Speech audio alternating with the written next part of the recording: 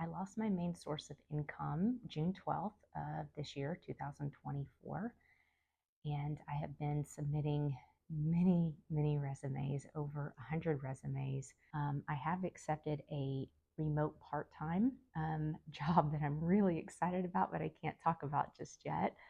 I think it probably was just in the books before I even knew it was a thing, and I am just freaking excited about that journey. But um, it has come to having to make a decision, a very hard decision about what next steps can I now take. My children are all much older now. The youngest turns 18 in March. This house is entirely too big for just me. Quite frankly, I don't really know what the next steps are. The house hits the market tomorrow, and I have an amazing realtor, my son, who will be selling this home that has been in our family for the last, I think, 6 or 7 years, maybe 5 or 6 years.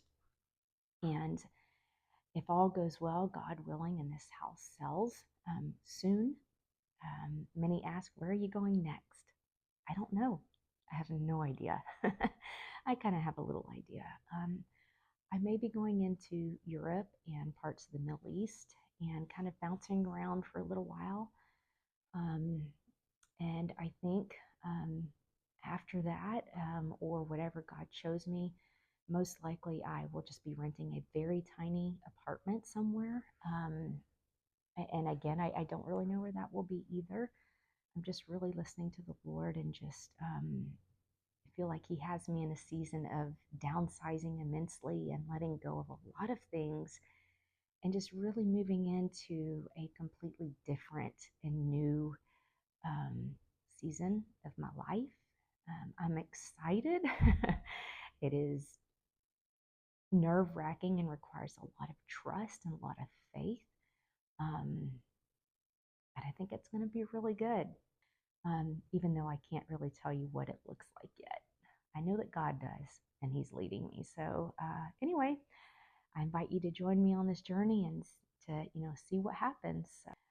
I really don't want to just work my butt off just to survive. I don't want to live the rest of my life like that.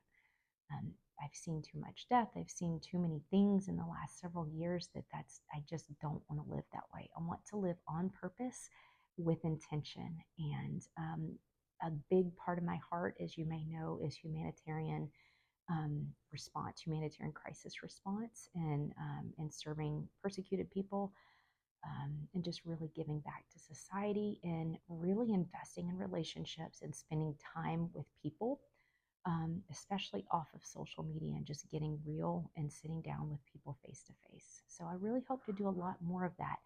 If you live in another state in this country, or if you live in another country and you are interested in hosting me for a week or two at a time or longer, please reach out. I am very open to hopping around and just going around and visiting people and getting to know people, and really blogging about those experiences as well. I'm very open to many ideas right now.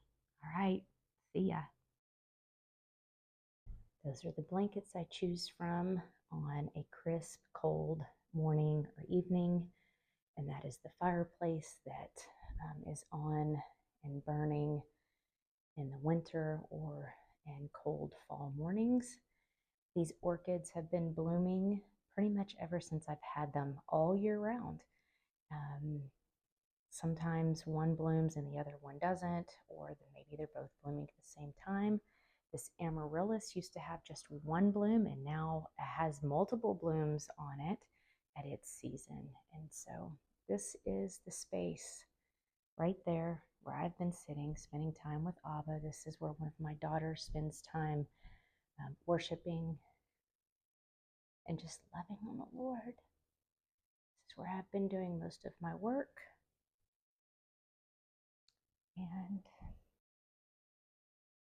And this is the table where so many conversations have been had, games have been played, memories have been made.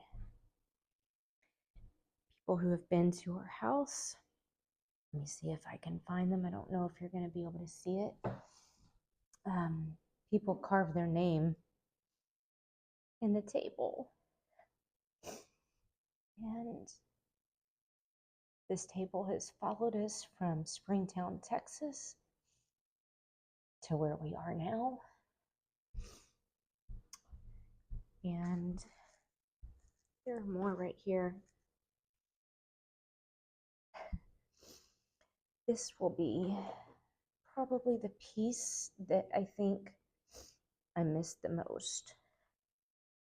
And this is where I would sit. So, this amazing table has memories etched into it, and I believe my only son and his girlfriend will be taking this table. Our coffee bar, and also another space that has hosted lots of people, lots of celebrations, and we have gathered many people in this space, and it will be missed, but it's on to the next thing.